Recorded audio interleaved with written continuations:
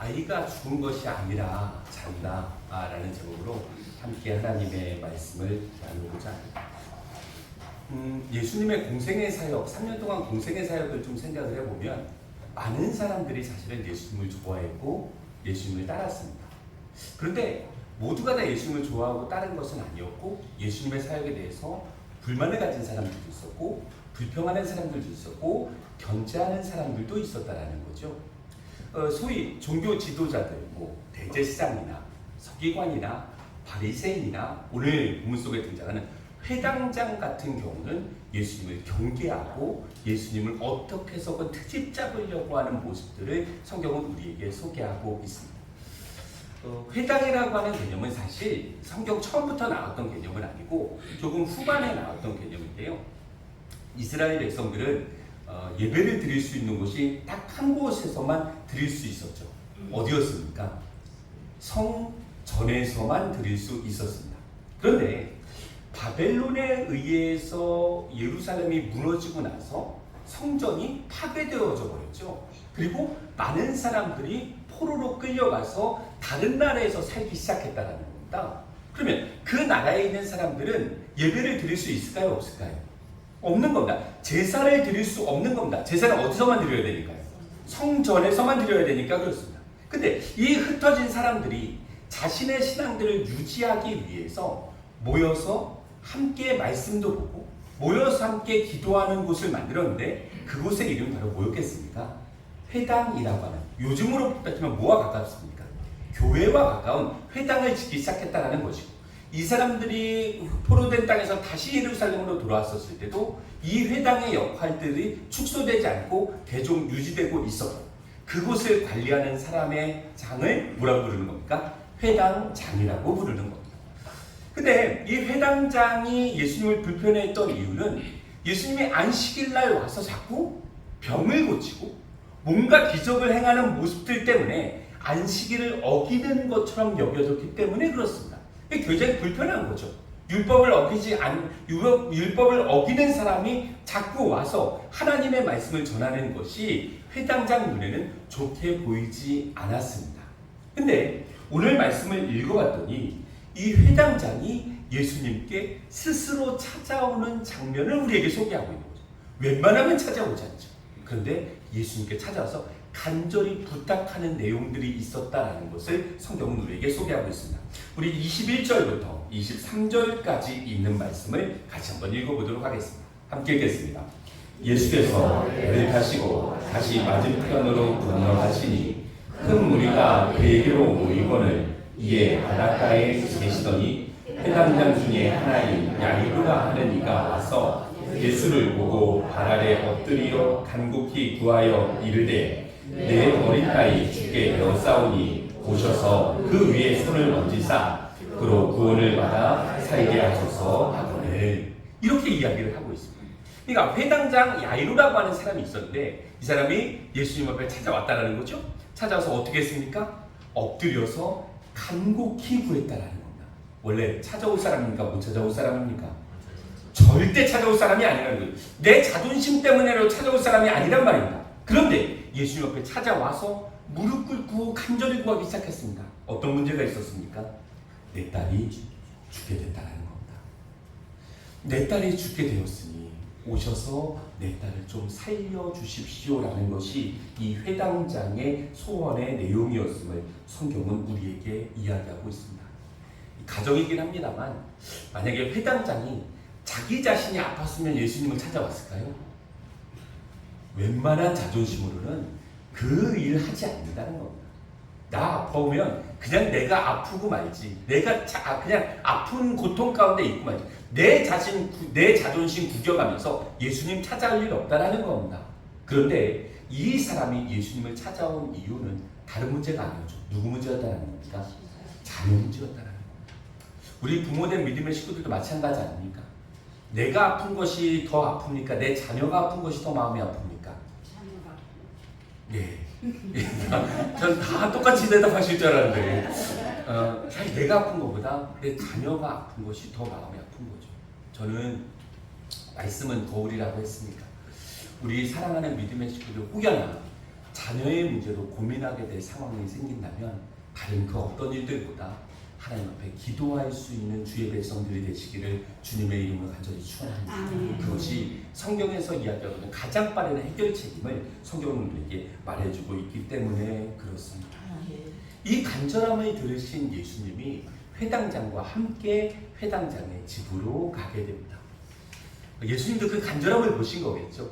그 믿음을 보신 것 아니겠습니까? 그런데 그 가는 도중 중에 한 가지 사건을 경험하게 되는데요. 우리 25절부터 29절까지 있는 말씀을 이어서 같이 읽겠습니다. 함께 읽겠습니다. 12애를 혈루증으로 앓는 여자가 있어 많은 의사에게 많은 괴로움을 받았고 가진 것도 다 허비하였으되 아무 효용도 없고 도리어 예수의 소문을 듣고 우리 가운데 끼어 뒤로 와서 그의 옷에 손을 대니 이는 내가 그의 옷에만 손을 대어도 구원을 받으리라 생각함일러라. 이에 그의 혈로 근원이 곧 마름에 병이 곧 줄을 몸에 깨달으리라. 예수님이 회당장의 집으로 갔을 때 예수님을 따르는 많은 사람들이 예수님과 함께 했습니다. 누가복음에 있는 말씀을 읽어보면 수만 명이 모여서 예수님을 따랐던 적도 있었다라는 것이 성경의 증언입니다. 그러니까 예수님은 사실 스타의 역할들을 하셨던 거죠.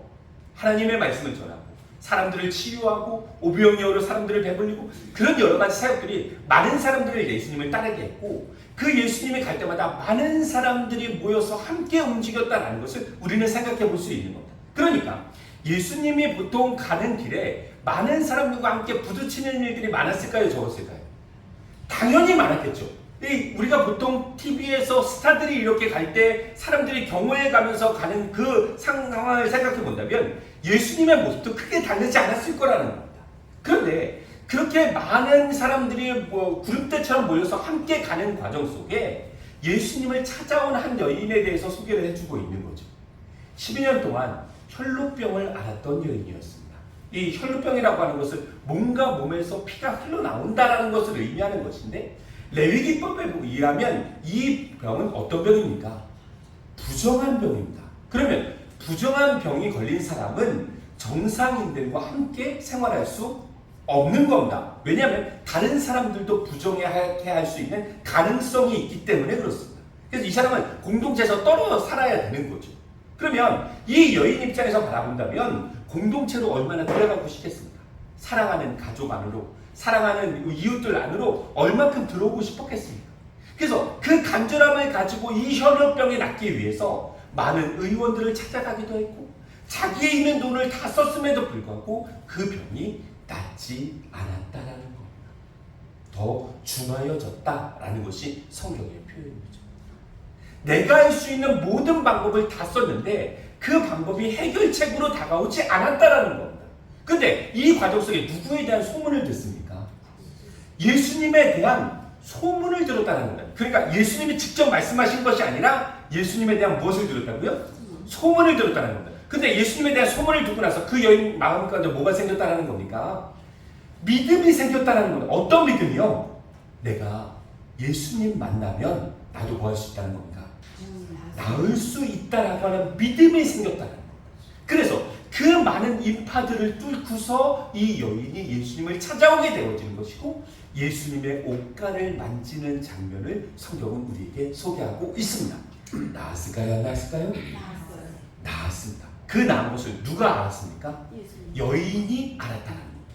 그 여인이 내 몸이 나았구나라는 것을 자기 자신이 스스로 깨달아 알았고 또 누가 알았습니까? 예수님도 알았다라는 겁니다.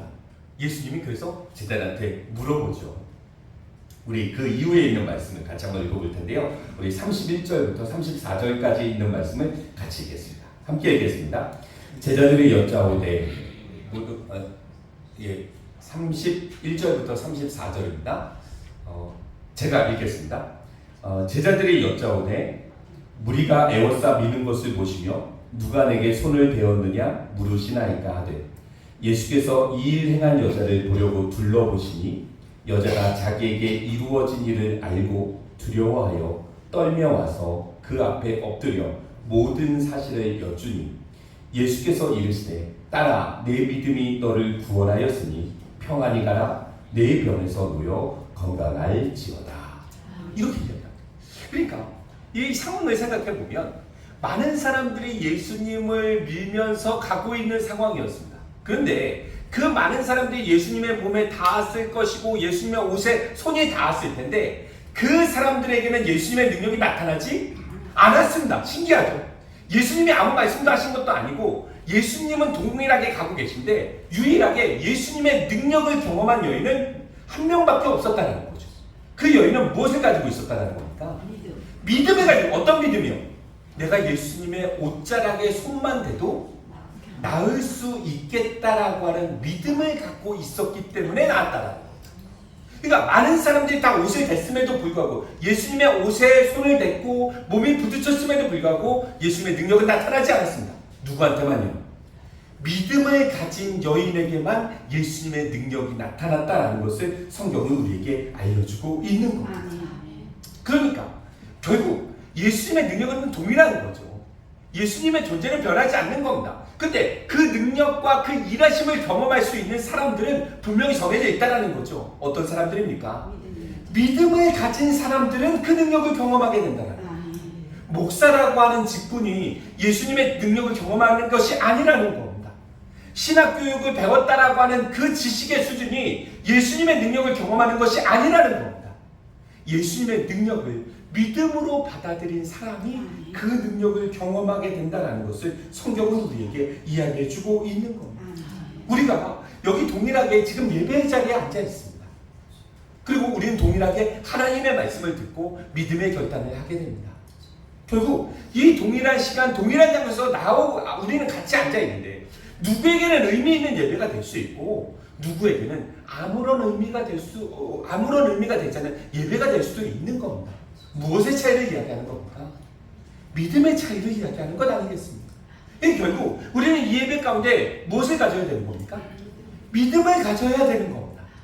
히브리서에 있는 말씀을 통해서 말합니다. 우리는 이 예배 가운데 두 가지 믿음을 가져야 되는데 하나는 하나님께서 계시다라고 하는 믿음을 가져야 됩니다.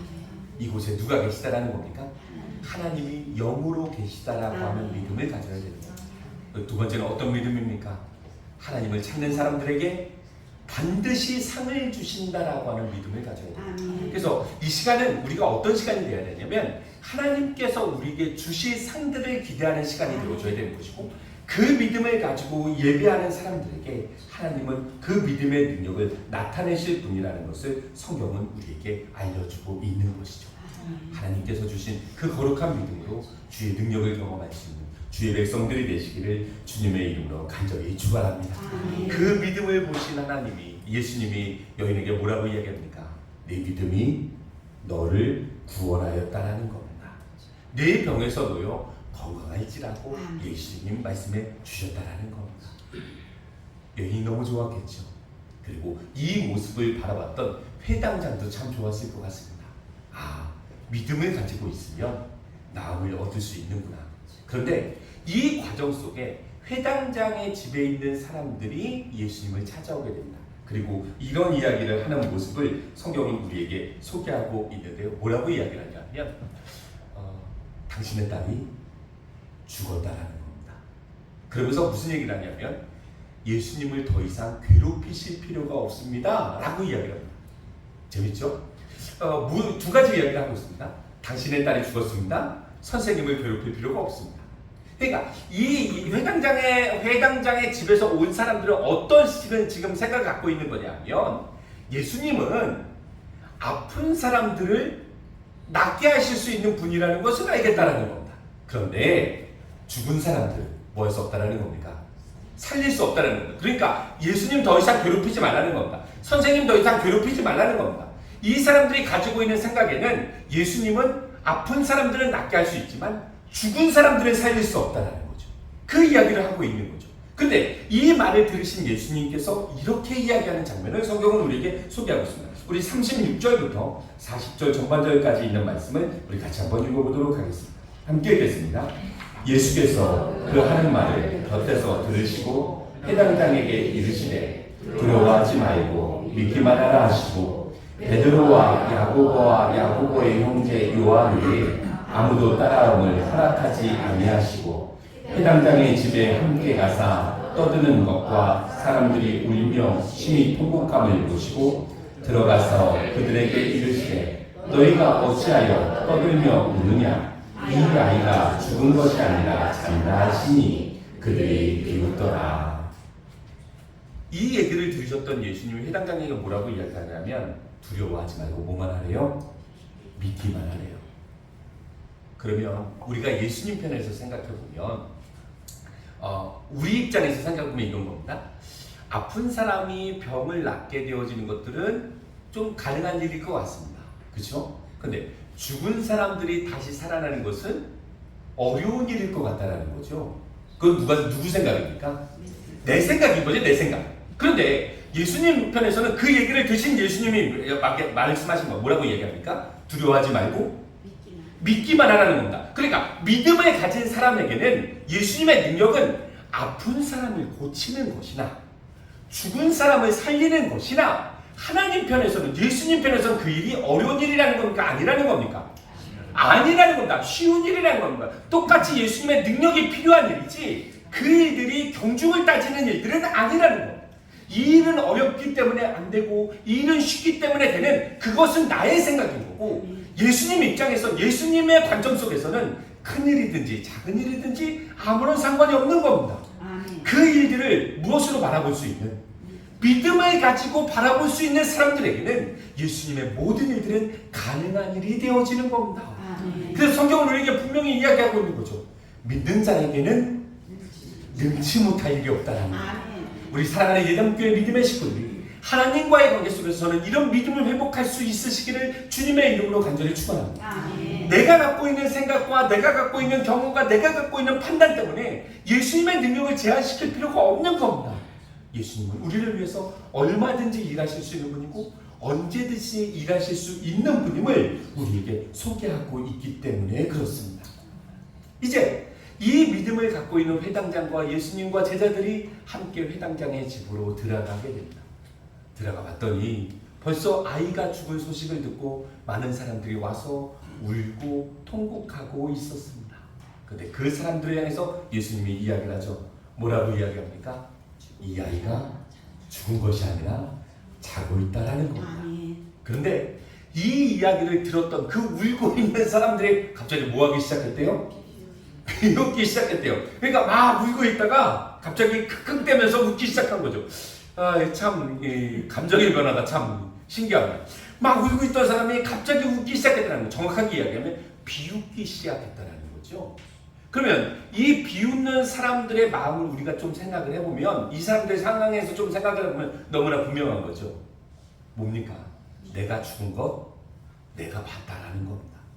내가 죽은 것 내 눈으로 봤고 내가 경험했기 때문에 예수님의 이 말씀이 받아들여지지 않는 겁니다. 그러니까 예수님의 말씀보다 뭐가 더 크게 보이는 겁니까? 내 경험이 더 큰 거고 내가 아는 것이 더 큰 거고 내 지식이 더 큰 거죠. 그러니까 내 나라고 하는 세계가 더 크면 예수님의 말씀이 잘 다가오지 않는 겁니다. 아까도 마찬가지 아닙니까? 12년 동안 혈루병 걸린 여인을 우리가 좀 생각해보면 내가 갖고 있는 방법들이 아직 살아있을 때는 예수님에 대한 소문이 잘 들리지 않는 겁니다. 그런데 내가 갖고 있는 모든 방법들이 다 포기되어지고 나면 그때야 예수님의 소문이 들리기 시작하는 거고 예수님께서 하신 말씀이 들리기 시작하는 거죠. 우리도 마찬가지 아닙니까? 이 오늘 본문 속에 나타난 이 울고 있는 사람들도 마찬가지 아닙니까? 아무리 예수님께서 그렇게 말씀하셔도 내가 경험한 게 더 큰 거기 때문에 그 일들이 예수님의 말씀으로 하나님의 말씀으로 받아들여지지 않았고 예수님의 말씀을 듣자마자 비웃기 시작했다는 것을 성경은 우리에게 소개하고 있습니다. 이 상황들을 경험하신 예수님은 이 사람들을 데리고 가지 않습니다. 누구만 데려갑니까? 믿음으로 받아들일 수 있는, 믿음으로 이 일에 동참할 수 있는 사람들을 데려가는 거죠. 그의 3명의 제자와 그리고 회당장을 데리고 그 딸에게 가게 됩니다. 그리고 나서 하는 이야기죠. 우리 41절부터 43절까지 있는 말씀을 같이 읽겠습니다. 함께 읽겠습니다. 그 아이의 손을 잡고 이르시되 달리다고 하시니 번역하면 곧 내가 내게 말하노니 소녀야 일어나라 하시니라. 소녀가 곧 일어나서 걸으니 나이가 12살이라. 사람들이 곧 크게 놀라거늘 예수께서 이 일을 아무도 알지 못하게 하라고 그들에게 많이 경계하시고 이에 소녀에게 먹을 것을 주라 하시니라. 아멘. 달리다 굼 소녀야 일어나라는 겁니다. 근데 그 말을 들은 소녀가 일어났대요. 몇 살이었대요? 12살이었대요. 아까 혈루병 걸린 여인들도 몇 년 동안 고생했죠? 12년 동안 고생했죠.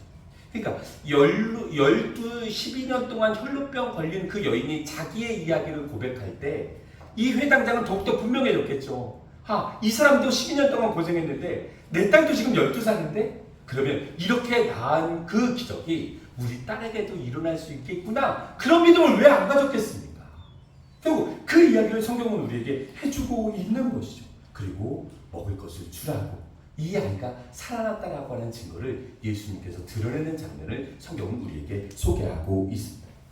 오늘 우리가 예수님의 사역을 좀 이렇게 되짚어서 곰곰이 생각해보면 예수님의 일하심에 있어서 중요한 것은 신학적인 지식도 아니었고 그 사람이 갖고 있는 신앙적인 배경도 아니었고 그 사람이 가지고 있는 신앙의 직분도 아니었다는 것. 예수님이 갖고 계셨던 예수님이 일하실 수 있는 유일한 한 가지 키는 예수님께서 바라보시는 유일한 한 가지 조건은 그 사람 안에 무엇이 있어야 되는 겁니까? 믿음이 있느냐 없느냐로 그 하나님의 일하심을 드러내실 것을 결정하시겠다라는 것이 성경의 증언이 되어집니다. 또 한 가지 우리는 말씀을 읽어가면서 또 한 가지 소망을 갖게 되는 거죠. 지금 이 딸 아이가 낳은 것은 누구의 믿음 때문에 낳은 겁니까? 정확하게 이야기하면 이 딸아이는 죽었으니까 믿음이 있을 리가 없지요. 누구의 믿음 때문에 나온 겁니까? 아버지의 믿음 때문에. 그렇죠? 아버지의 믿음 때문에 그 자녀가 구원받는 과정을 성경은 우리에게 소개하고 있는 거죠. 그럼 우리도 마찬가지 아닙니까? 우리 자녀 세대들을 구원하기 위해서는 누구의 믿음이 필요하면 되는 겁니까?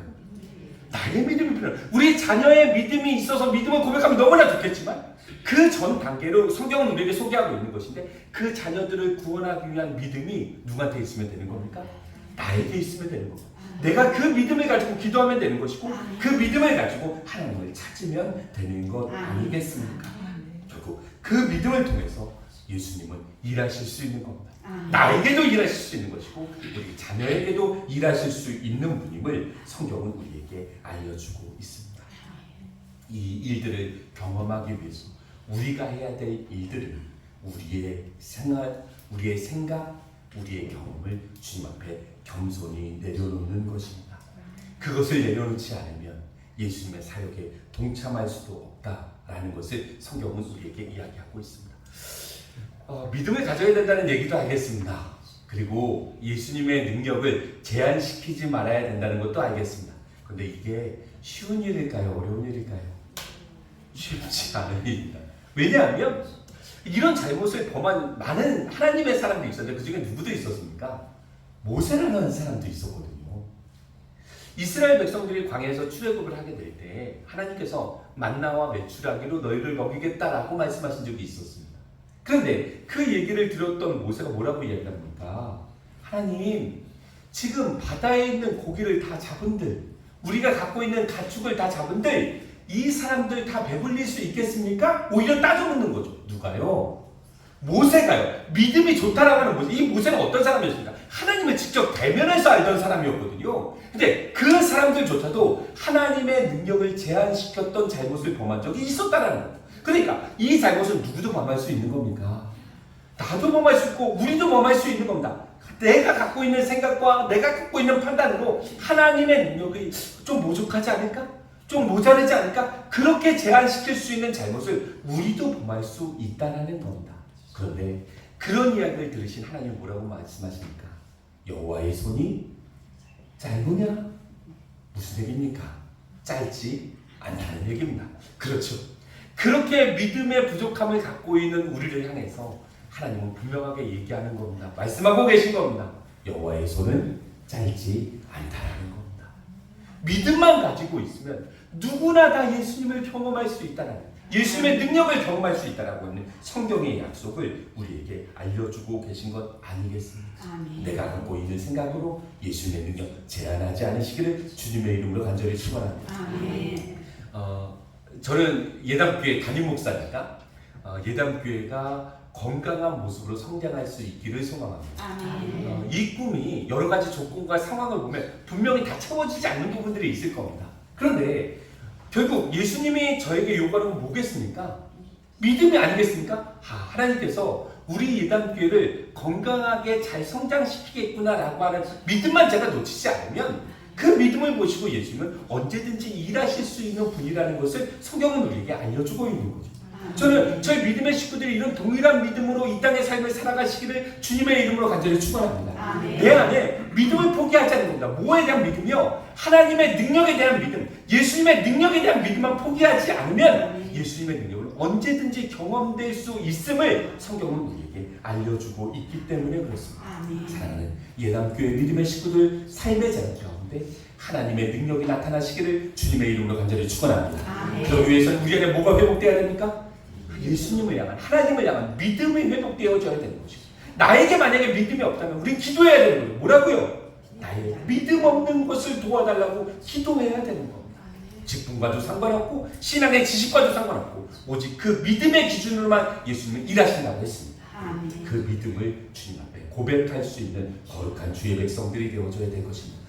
한 주간 동안 살아가는 우리의 삶의 자리 가운데 예수님의 능력이 더 많이 나타났으면 좋겠습니다. 그리고 그런 소망들을 우리 믿음의 식구들이 좀 가지셨으면 좋겠습니다. 그래서 그냥 평범하게 흐르는 한 주가 아니라 하나님의 일하심을 경험하는 한 주가 되어줘야 되는 거죠. 하나님의 살아계심을 경험하는 그런 한 주가 되어줘야 되지 않겠습니까? 그런 거룩한 은혜를 누려갈 수 있는 귀한 주의 백성들이 되시기를 주님의 이름으로 간절히 축원합니다.